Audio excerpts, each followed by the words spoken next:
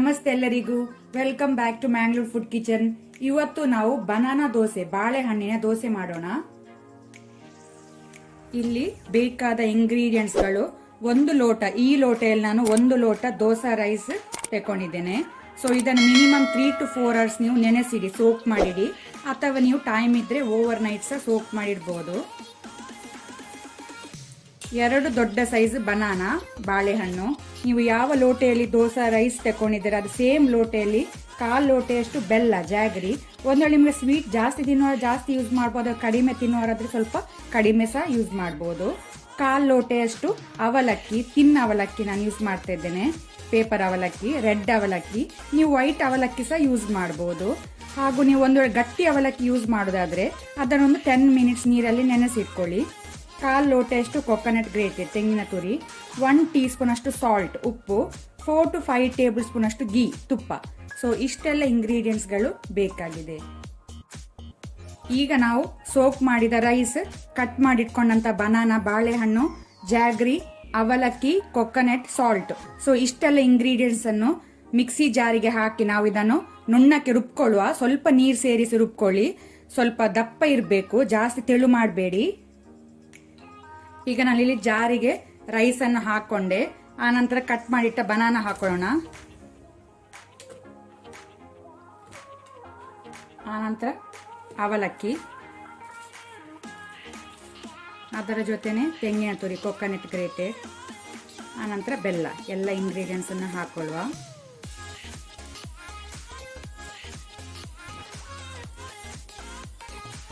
ಆನಂತರ ಸ್ವಲ್ಪ ನಾವು ವಾಟರ್, ನೀರು ಸೇರಿಸ್ಕೊಳ್ಳುವ. ಒಮ್ಮೆನೆ ಜಾಸ್ತಿ ಹಾಕೊಳ್ಬೇಡಿ, ಮತ್ತೆ ನೋಡ್ಕೊಂಡು ನೀವು ಅಡ್ಜಸ್ಟ್ ಮಾಡ್ಕೊಳ್ಬೋದು. ಇದನ್ನೀಗ ನಾವು ನುಣ್ಣಕ್ಕೆ ರುಬ್ಕೊಳ್ಳುವ.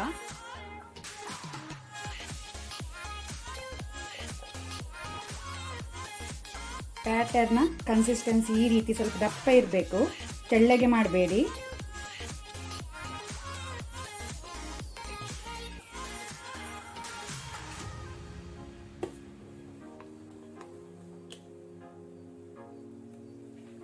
ಈಗ ಇಲ್ಲಿ ದೋಸೆ ಪ್ಯಾನ್ ಬಿಸಿಯಾಗಿದೆ. ಈಗ ನಾವು ಫ್ಲೇಮ್ ಲೋ ಟು ಮೀಡಿಯಂ ಇಟ್ಕೊಳ್ಳುವ. ಒಮ್ಮೆ ಬ್ಯಾಟರ್ ಅನ್ನು ಒಳ್ಳೆ ರೀತಿ ಮಿಕ್ಸ್ ಮಾಡ್ಕೊಳ್ಳಿ.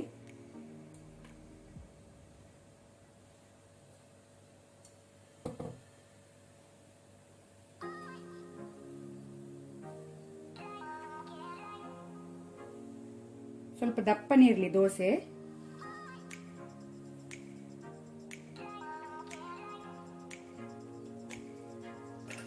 ಈಗ ನಾವು ಮೀಡಿಯಂ ಫ್ಲೇಮಲ್ಲಿ ಇದನ್ನು ಬಾಯಿ ಮುಚ್ಚಿ ಬೇಯಲಿಕ್ಕೆ ಬಿಡುವ.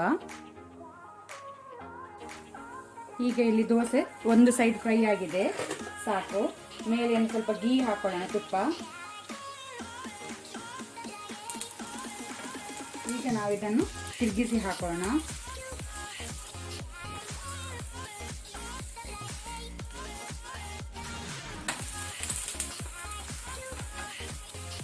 ಈಗ ವಾಪಸ್ ನಾವು ಫ್ಲೇಮ್ ಮೀಡಿಯಂ ಅಲ್ಲಿ ಇಟ್ಕೊಂಡು ಇದನ್ನು ಫ್ರೈ ಮಾಡ್ಕೊಳ್ಳೋಣ. ಸಾಕು. ಈಗ ದೋಸೆ 2 ಸೈಡ್ಸ್ ಬೆಂದಿದೆ, ಇದನ್ನು ಡಿಶ್ ಔಟ್ ಮಾಡ್ಕೊಳ್ಳೋಣ.